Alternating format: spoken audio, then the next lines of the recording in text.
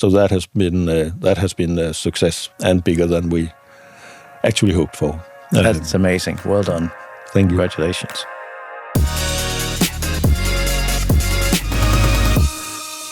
Jan, welcome. Before we start, could you tell a little about yourself, your background, what you do at PFA, and Thank you, Robert. It's very nice to be here. The short story about me is that I have been working with digital development for the last 25 years. I have been working within the cultural area with opera and books. I have been working with some different NGOs before I landed in the pension industry, first at AP Pension and then at PFA Pension. And you could say that during all the 25 years, I have had two dimensions in my work.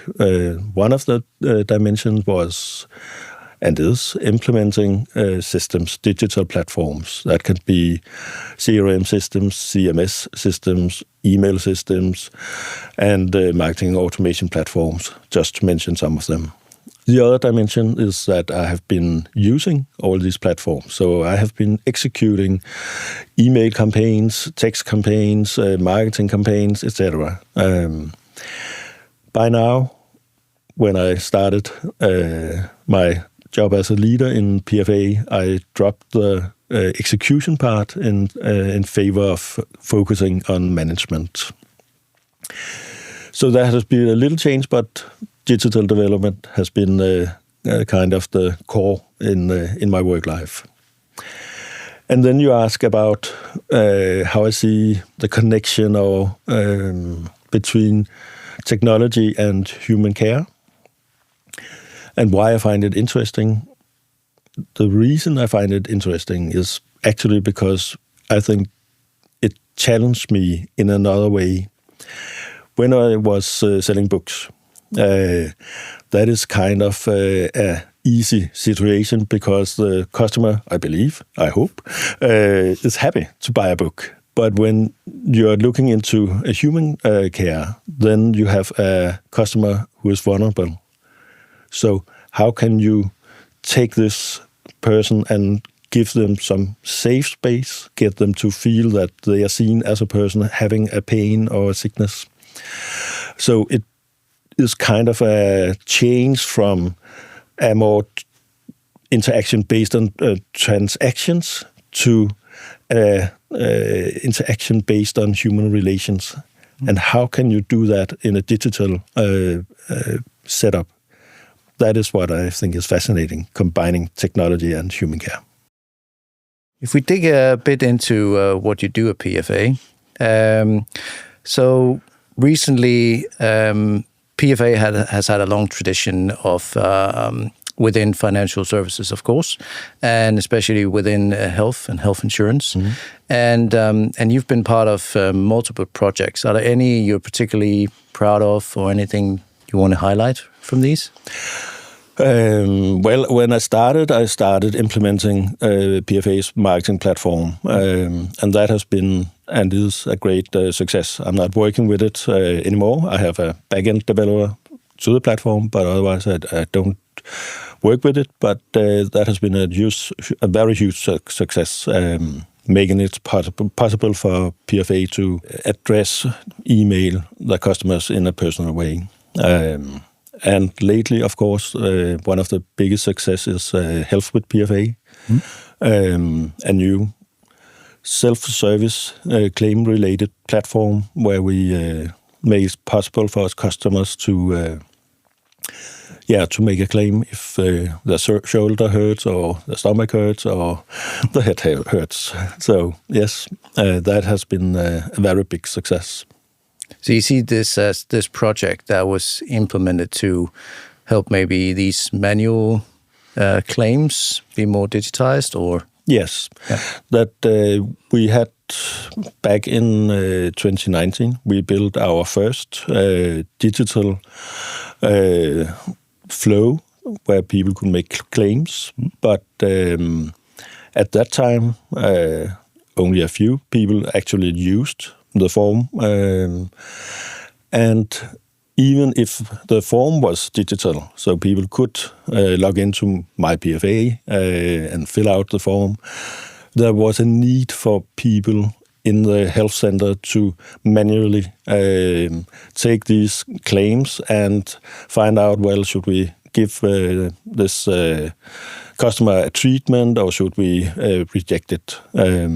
So the work behind the digital scene was very manual. Okay, so the vision from the beginning, that was to help empower your employees to make better decisions or help through data, or? Yeah, with the new step, with the new platforms, Health with PFA, we have 3 targets. One of them was absolutely to make it possible to use auto-approval. So when people fill out the form, we could automatically approve or reject the form or the claim. So that was one of the main points. The other was that we wanted to get more of our customers to actually use the digital platform. And last, of course, we wanted to make a customer experience that actually means that people went through the filling out of the form because that was not so many that did that back in 2019. So when you reimagined this experience from the ground up back in 2019, it was likely a massive change, both for the organization, but also for how customers interacted with you, of course. So how did you see that challenge, both from an organizational point of view, but also how you managed to challenge the integration between data, UX, and of course a customer experience that fitted their needs? Yeah. I think this project has been really interesting because we worked in a little bit different way than we normally do. So absolutely it is a massive task, but we started out making some master customer journeys. We actually made 6 master customer journeys inside our health area. And then we sat down, we made customer journeys, wireframes. How would we like to have these journeys run for the customer? We made a lot of design principles, and in the end, we also made some blueprints where we connected the customer journeys and all the steps with the systems and integrations that should support this customer journey. And that was a time-consuming task to fulfill, but it was really good because a lot of the work afterwards was rather nice. We did have, of course, practical problems, but not these major problems we have had in other projects where we didn't do our work as well before we started. So it paid out. It was really good. So that also included reshaping the organization to... No, actually we don't. We didn't reshape the organization. What we do at PFA is actually when we have a project like this one, we look out in the organization and say, all right, we need some CRM developers, we need some UX developers, we need web tracking specialists, we need people, of course, from our health department. And then we take all these people together and say, all right, we are the people who need to succeed with this project working together. The more project-based organization, kind of. Yeah, today it is. Looking at the underlying data structure, how did you see this project and how you operate as PFA to influence your decisions? Well, actually, the data foundation on this project was was rather good. Of course, we needed to change from our old claim formula to the new one because we made another kind of setup. We replaced the old one is implemented in Sitecore, and then we replaced Sitecore with Adobe Forms. Mm-hmm. That, of course, made us rethink how we should have data from Health with PFA back to our CRM system. But actually, the work about this was relatively easy. So that was also why you chose to move into a headless setup on Adobe. Is that correct? Yeah, actually, I would say back in 2023, I made a vision for using Adobe as a headless setup. And Health with PFA was, for me, a pilot or a POC. Could we actually use Adobe AEM sites and forms as a headless setup, supporting our, so to speak, front end?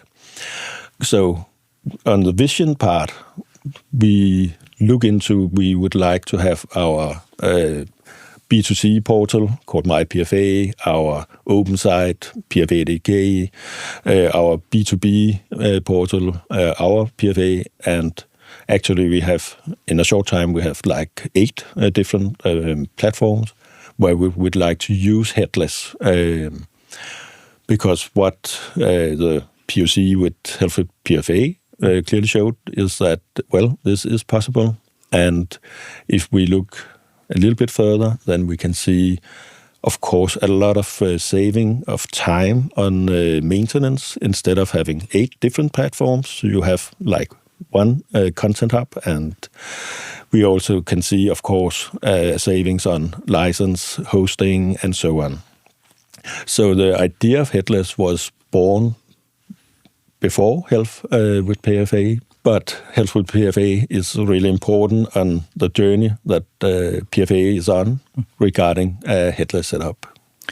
So Health with PFA has basically been more than a pilot. It's kind of been your new way of navigating the future, I guess. Yes.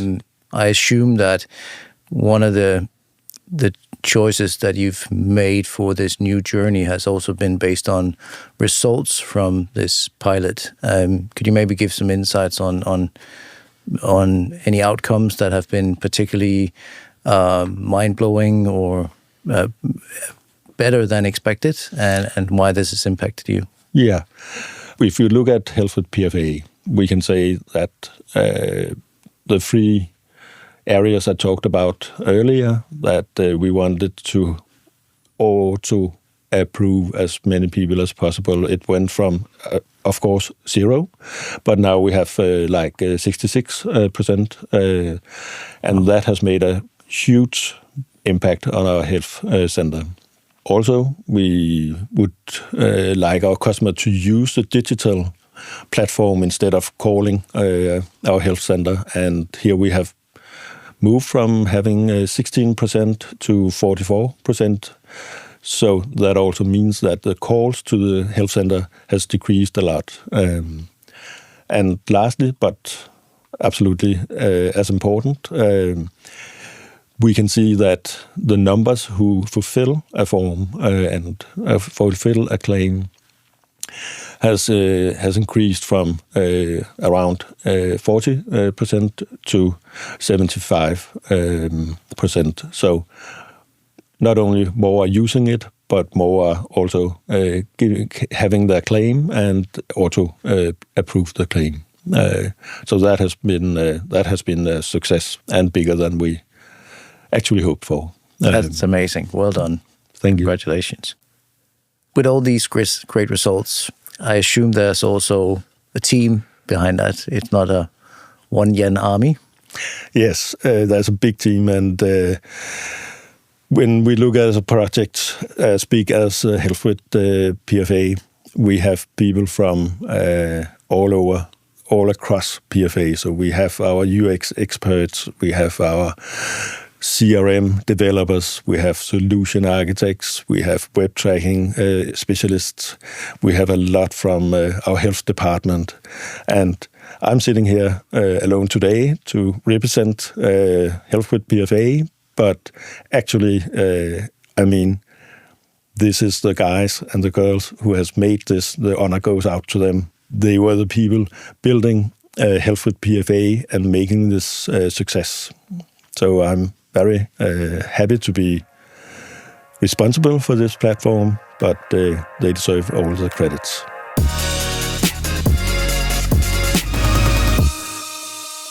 With all this success, I'm assuming that sometimes success always comes with an opposite side of that coin. Is there any unexpected outcomes of this pilot that you could share with us? Yeah, we made this this master journey that Health with PFA is built on, an end-to-end flow. So you can log in and you can fulfill your claim, you can get your auto approval, and finally you can actually book a time with a physiotherapist or a chiropractor if that is what you need. In our mind, it was a really good idea to make this end-to-end flow, but unexpected for us was that our customer doesn't book a time. So when they get their approval, they close the flow. And we didn't understand because we thought we had a great idea. But then we took one of the guys from my team and asked him to look into it. Why was people not using this? And what he found out talking with people is they're not ready. So when they have the possibility to book a time, someone wants to check on the net. Is this clinic good on Trustpilot, for example?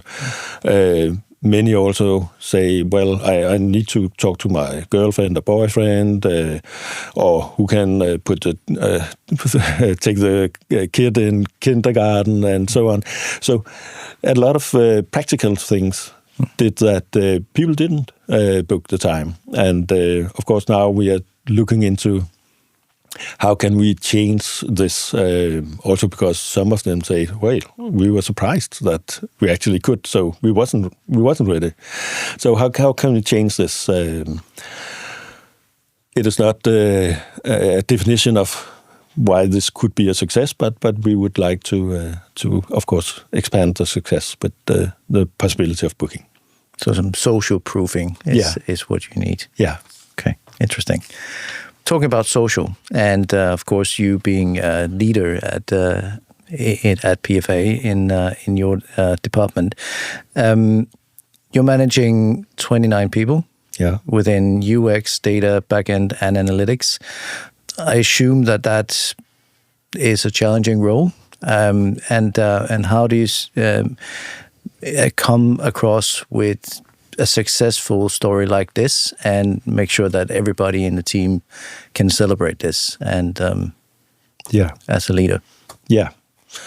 Well, you can add to the 29 people and there are different positions that we also have like 37 different applications that we are responsible of. Health with PFA is just one of them. And we as a team doesn't work together as a team. We when we take a project as Health with PFA, then I have a UX from my department, I have a web tracking specialist from my department, and I have a project lead. But I only take these three out and use in a project like Health with PFA, and all the others is distributed to other parts of PFA and other projects. So it is a kind of a special team because we are working together, but we are not working on the same things or the same projects. So it's kind of it's kind of a special team. But what unites us is we have also the applications we have is both to our customers but also to our colleagues. And what unites us is that we focus on how to create the best customer experience. And in the big perspective, we would like it to be, of course, an omni-channel experience. So we have kind of the same aims, the same goals that we're heading off. And that unites the team.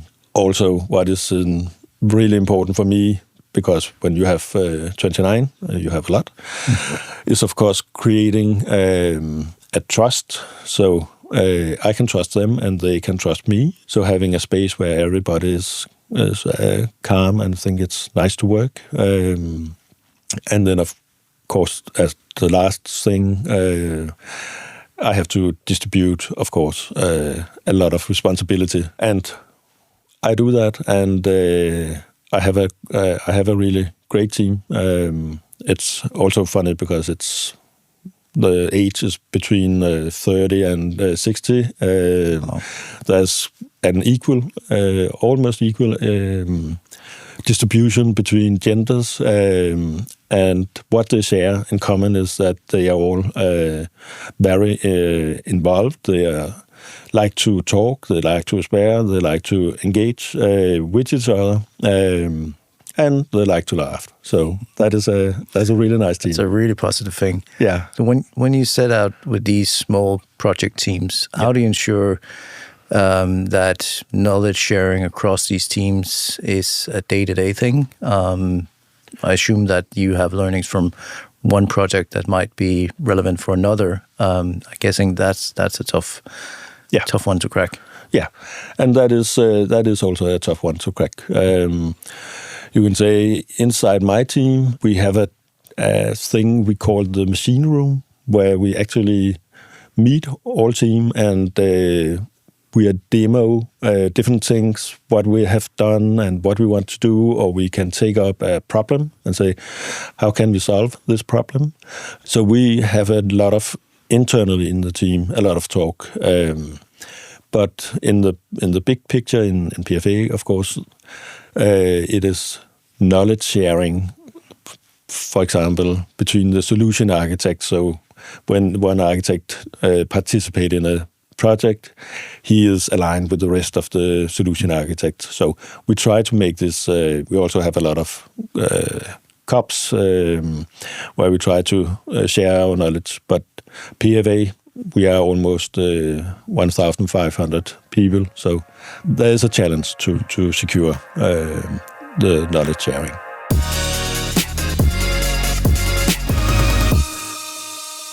Looking ahead, now this pilot has clearly proven itself with the amazing results, and this new strategy on moving headless has clearly paid off. So what's next for PFA? Next on, if we take the technical part, the headless part, then we are looking into right now, especially my PFA as the first step, also because that my PFA is actually a headless setup today, but with a self-built CMS. So we would really like to remove the self-built CMS and put in Adobe instead. And then we have tried to make some plans. We would make a POC on our PFA and so on. So technically, we will change from self-built CMSs or monoliths over to the headless setup. But of course, this is quite a long journey because if you log into my PFA, you can see it's a really big universe, PFA-DK, a really big universe. So it will take quite a time to make this change, but there's no doubt about that. That is the way we would like to go. And then if we're not looking at the technical part, then when we look at our health, we, as I said a little bit, we would like to look into and health with PFA. We always try to see where is people falling off in the flow, how can we improve it, and then we also have plans of expanding, because today health with PFA is our health insurance, but We also have a claim if you get a critical illness or if you lose your ability to work. And these claims is still in Sitecore and is not moved to Adobe yet. So also here we would like to see how can we take these claims and make them as good as the claim with the health insurance. So looking a bit broader, not just as PFA, but generally speaking about health insurance, where do you see things moving in the future, and how do you see yourself part of that future? If I should point out 3 areas where I see a change coming in finance and so on, it would be, of course, AI. You can't avoid mentioning AI because there's impact is so big. Chatbot is changing our experience.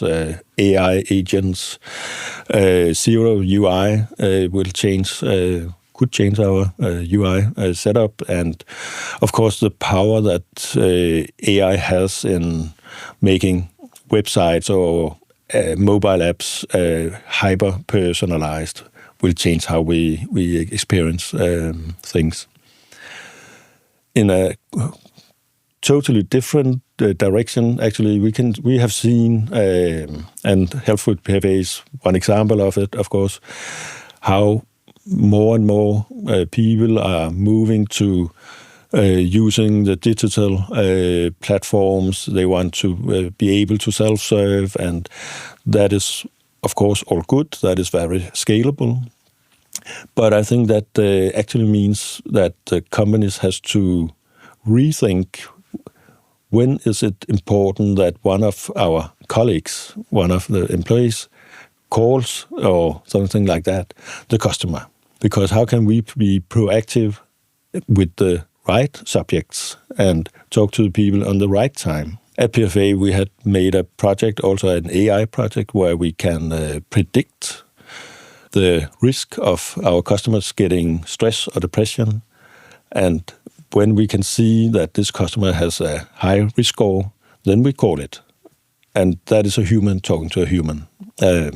So the thinking of how is digital and the use of human resources going to be used in the future could be I think it's a really interesting subject. The last subject I would say is going to change the finance services and so on.